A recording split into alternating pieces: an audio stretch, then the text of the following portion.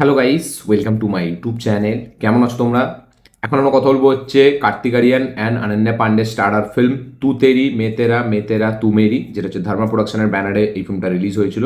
তো লিড চরিত্র আছে কার্তিক আরিয়ান, অনন্যা পান্ডে। ফিল্মটা 25শে ডিসেম্বর থিয়েটারে রিলিজ হয় এবং বক্স অফিসে ব্যাপকভাবে মুখ থুবড়ে পড়ে। ফিল্মটা একদম বক্স অফিস কালেকশন করতে পারেনি এবং বাজেটের হাফ রিকভার করেছে আর পুরোটা রিকভার করতে পারেনি, যার কারণে কার্তিক আরিয়ান সে নিজের পকেট থেকে 15 কোটি টাকা কারণ জোহরকে দিয়েছিল। এই আপডেটটা আমি আপনাদের সাথে শেয়ার করেছিলাম। তো এই ফিল্মটা একটা রোমান্টিক কমেডি ফিল্ম, ঠিক আছে, যে ডিরেক্ট করেছে হচ্ছে সমীর বিদ্বান্স, যে এর আগে কার্তিক আরিয়ানকে নিয়ে সত্য প্রেম কি কথা বলেছে সিনেমাটা রিলিজ হয়েছিল, যাতে আমাদের এই কিয়ারা আডবাণী আর কার্তিক আরিয়ান ছিল। তো সেই ফিল্মেরই ডিরেক্টর হচ্ছে এই ফিল্মের ডিরেক্টর, এবং এই ডিরেক্টরটা অ্যাকচুয়ালিতে কাজ করেছে মারাঠি ফিল্মের জন্য। ইয়েস, মারাঠিতে সে প্রচুর কাজ করেছে এবং তারপরে সে বলিউডে এটা তার দুটো কাজ, ঠিক আছে, হ্যাঁ, 2 নম্বর কাজ।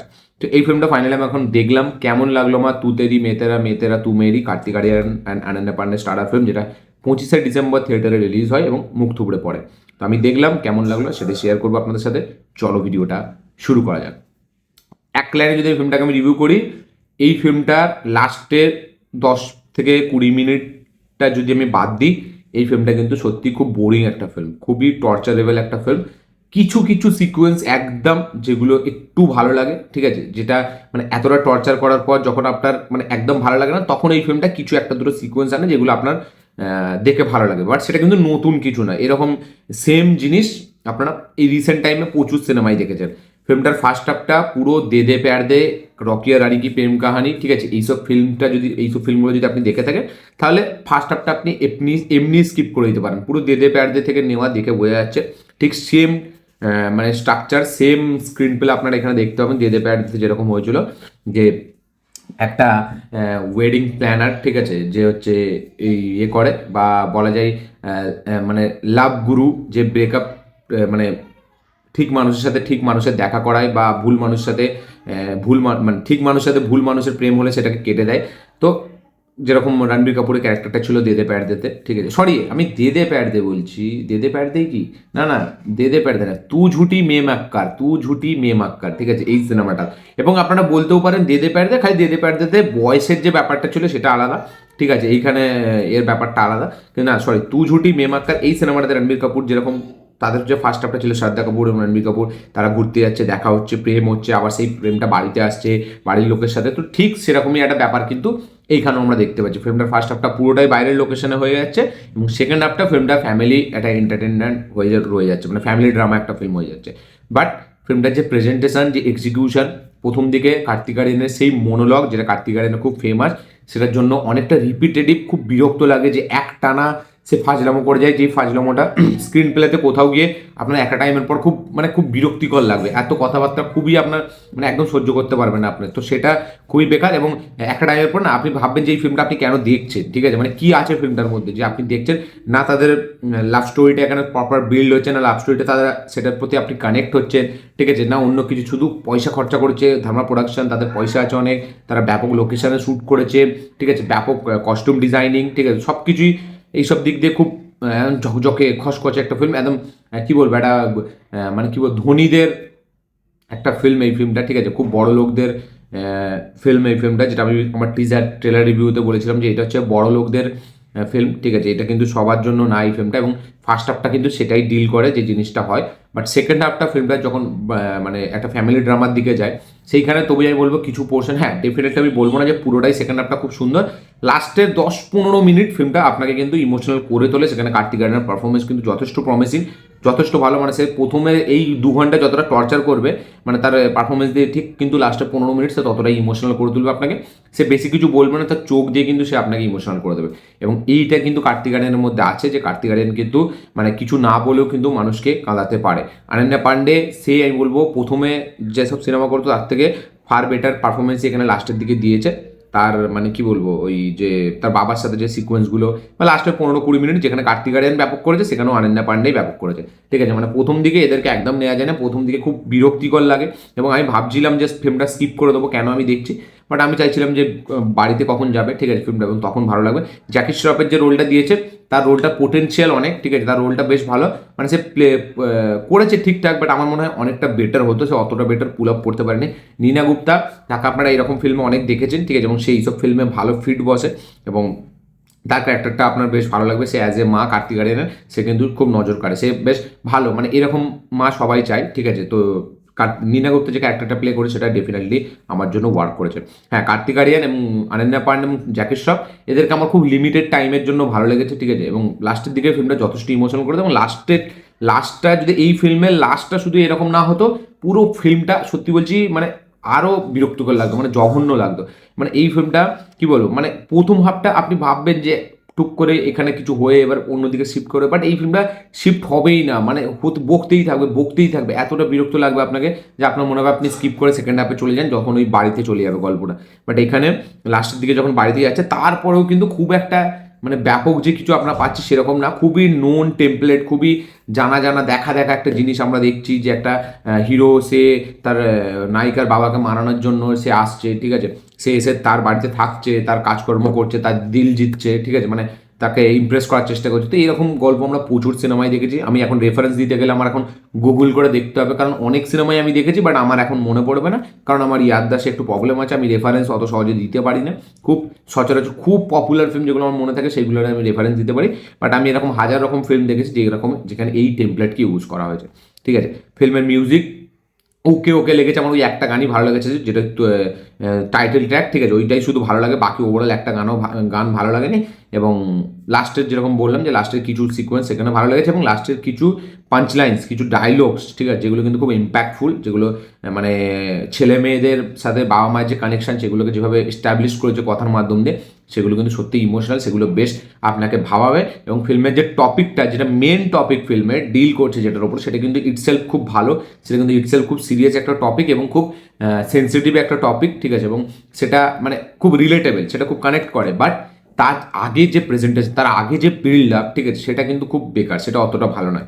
মানে সেটা একটা বাধাইয়ের মতো সিনেমা যদি আপনি দেখেন, সেখানেও কিন্তু কমেডির মাধ্যম দিয়েই মেসেজটা দেওয়ার চেষ্টা করা হয়েছে, সেখানেও কিন্তু মানে বাবা মায়ের যে অ্যাঙ্গেলটা তুলে দেওয়া হয়েছিল, বাট তার কমেডিটা আপনি দেখুন, বা যদি আপনি তু ঝুটি মে মাক্কারও আমি ধরে নিই, এতটা রমকম একটা ফিল্ম, ঠিক আছে, এতটা মানে কমার্শিয়ালি এতটা মেন স্ট্রিম একটা ফিল্ম, ঠিক আছে, সেখানে দাঁড়িয়েও কিন্তু মানে সেই ফিল্মের যে সেকেন্ড হাফ যদি আপনি দেখেন, সেখানে যে বাড়ির যে প্রবলেমগুলো বা মেয়েটা ইন্ডিপেন্ডেন্ট কিছু করতে চায়, বা তারপরে মানে ওই যে ফিল্মটা যে শিফট করছে ফ্যামিলি ড্রামাতে, সেইখান থেকে আপনি ফিল্মটা দেখবেন, মানে সেখানে একটা মজা আছে, সেখানে আপনি মানে আপনার ইনভেস্ট হয়ে থাকেন সেইটার জন্য। বাট এইখানে কিন্তু কোথাও গিয়ে আপনি সেই লেভেলে ইনভেস্ট হচ্ছে না, আপনার খুব রিপিটেটিভ মনে হচ্ছে, একবার চলে যাচ্ছে, একবার আসছে, একবার চলে যাচ্ছে, একবার আসছে, এবং একটা জিনিস হচ্ছে আবার সেই পরেই আমরা সেটা দেখতে পাচ্ছি। তো এরকম বারবার এক দুবার হতে পারে, আপনার সেই ইন্টারেস্টটা, আপনার সেই সিরিয়াসনেসটা ফিল্মের মধ্যে থেকে চলে যায়, যার কারণে আপনি ফিল্মটার সাথে অনেকটা কানেক্ট করতে পারেন না। বাট আপনি লাস্টে জানেন যে কী হতে চলেছে, দে দে প্যার দে যারা দেখেছে তারা এই ফিল্মটা লাস্টে ক্লাইম্যাক্স দেখে বুঝতে পারবে যে কী হতে চলেছে। লাস্ট ক্লাইম্যাক্সটা অনেকটা দে দে প্যারদের মতো ট্রিট করা, ঠিক আছে। এখানে পুরনো অনেক সিনেমা থেকে রেফারেন্স নেওয়া হয়েছে, ডিডিএলজে থেকে শুরু করে এখানে অনেক সিনেমার রেফারেন্স আছে, আপনি শুনলে বুঝতে পারবেন, ঠিক আছে, এবং সাত সমুদ্রের গানটাকে রিক্রিয়েট করা হয়েছে একটা টাইমও। তো বড় লোকদের বড় বড় ফিল্ম এই ফিল্মটা, ঠিক আছে, মানে বড় লোকদের যেরকম জীবনযাপনে, তাদের জীবনযাপনেই এরকম হয়, ঠিক আছে, বাট ফিল্মটা তাও সেকেন্ড হাফটা একটা মিডল ক্লাসের মতো করার চেষ্টা করেছিল, যদিও সেটা মনে হয় না। আর আমি জানি কারণ জোহরের ফিল্ম অতটা সহজে মনেও হবে না।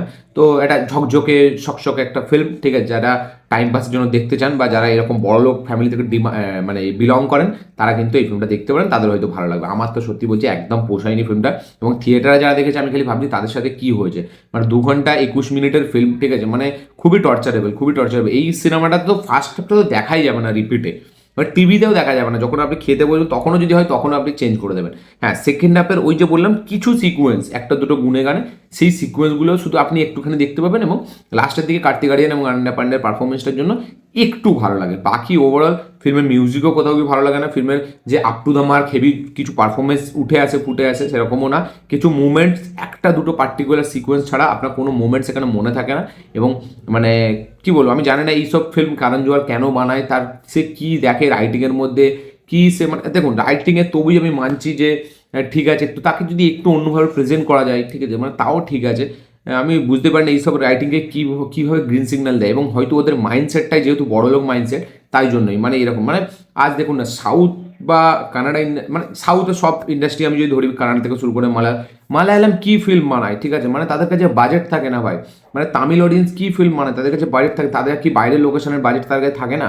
সরি, আমি ভুল বললাম, মানে মালায়ালামে নয় বাজেট থাকে না, ঠিক আছে, বাট তামিল তেলেগুতে তো ভাই বাজেট থাকে। একটা তেলেগুতে আপনি সিনেমা দেখুন, লাভারের মতো একটা সিনেমা হয়, বা রিসেন্ট টাইমে যদি আমি কথা বলি, মানে এরকম কত সিনেমার আমি রেফারেন্স দেবো, ঠিক আছে, মানে যেগুলো খুব ব্যাপক, মানে হেভি, মানে লাভ স্টোরি হয়েও কিন্তু মানে ব্যাপক একটা কাজ করে। তামিল অডিয়েন্সে দেখুন, মানে রিসেন্টলি একটা সিরাই বলে একটা সিনেমা রিলিজ হয়েছে, আমি দেখিনি এখনো সিনেমাটা, আমি দেখছিলাম মানে সোশ্যাল মিডিয়ায় বেশ পপুলার হয়েছে সিনেমাটা, খুব ইন্টেন্স একটা লাভ স্টোরি আমরা দেখলাম, ঠিক আছে। বা তামিলের যদি ট্যুরিস্ট ফ্যামিলির মতো কথা বলি, ঠিক মানে এই মানে সাউথ ইন্ডাস্ট্রি কোথায় যাচ্ছে, আর এখানে বলিউড সেই এখনো পুরনো, সেই মানে ওল্ড স্কুল যে ফর্মুলা সেটা ধরে রেখেছে, সেটাকে খালি আজকের যুগের মতো আরও লার্জার দ্যান লাইফ, আরও স্কেল আপ করে, আরও টাকা খরচা করে, ঝকঝকে করে সেটাকে বিক্রি করছে। মানে এখনও এইরকম টাইপ অফ ফিল্ম কেউ দেখে? আমি জাস্ট বুঝতে পারি, যতই সে মাল্টিপ্লেক্স অডিয়েন্স হোক, মানে সে নিজে মালদ্বীপস ঘুরে নেবে, তার থেকে বড় কথা সে এরকম ফিল্ম দেখবে না, এত টর্চার হবে না সে এই একটা ফিল্ম দেখে।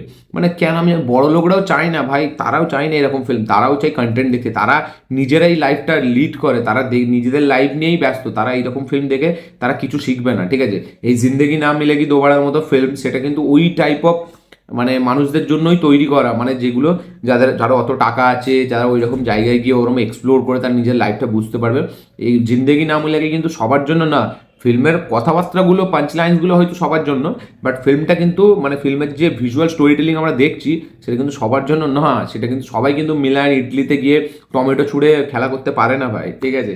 মানে আমি জানি না, এবার দেখুন জিন্দেগি না মিলেগি দোবারাতে কি আছে, ওখানে রাইটিংটা খুব স্ট্রং ছিল। মানে জিন্দেগি না মিলেগি দোবারা যদি আপনি পাঞ্চ লাইন্সেসগুলো দেখেন, ঠিক আছে, মানে যেভাবে লিখেছিল গল্পটাকে, সেটা আপনি ওই ওই ওই ইমোশনগুলো হচ্ছে ইউনিভার্সাল ইমোশন। আপনার টাকা আছে, আপনি বড়লোকভাবে দেখিয়েছেন, এখানেও বাবা মার যে ইমোশনগুলো ইউনিভার্সাল, কিন্তু তার আগে যে জিনিসগুলো আপনি দেখাচ্ছেন, ঠিক আছে, জিন্দেগি না মিলেগি দোবারের মধ্যে কী ছিল, যেটা অ্যাডভেঞ্চার রাইড ফিল্ম, তার সাথে সাথে মানে কিছু বন্ধুদের একটা ছিল, অ্যাঙ্গেল ছিল, সেখানে নিজেদের কিছু ক্রাইসিস ছিল, তো অনেকগুলো ওখানে টপিক ছিল। এখানে একটাই টপিক, সেটাকে নেই এত খিচুড়ি করে, এত লার্জার দ্যান লাইফ ভাবে এত কিছু করে প্রেজেন্ট করা। মানে আমি জানি না, মানে কারণ জোয়ার যেদিকে কিলের মতো সিনেমা প্রডিউস করছে, সেই দিকে এইসব সিনেমা কেন প্রডিউস করে আমি বুঝতে পারি না। মানে তারা যেদিকে আমাদের এর মতো এই, আরে যে সিনেমাটা রিলিজ হলো, ঈশান খাট্টার ছিল, বিশাল জেটুয়া ছিল, জাহ্নবী কাপুর ছিল, আমি নামটা ভুলে যাচ্ছি, মাসানের ডিরেক্টর নীরাজ ঘেওয়ান, সিনেমাটার নাম ভুলে যাচ্ছি, তো ওই সব সিনেমা তার প্রডিউস করা দরকার, সিনেমা বক্স অফিসে না চললেও। এই সিনেমা এত কোটি টাকা খরচা করেও তো বক্স অফিসে চলছে না। মানে ওই সিনেমা নিয়ে এখনো কেন 10-20 বছর পরে কথা হবে এই সিনেমা, এ ভুলেই গেছে মানে কার্তিক আরিয়ানের ফিল্মোগ্রাফিতে এরকম সিনেমা আছে।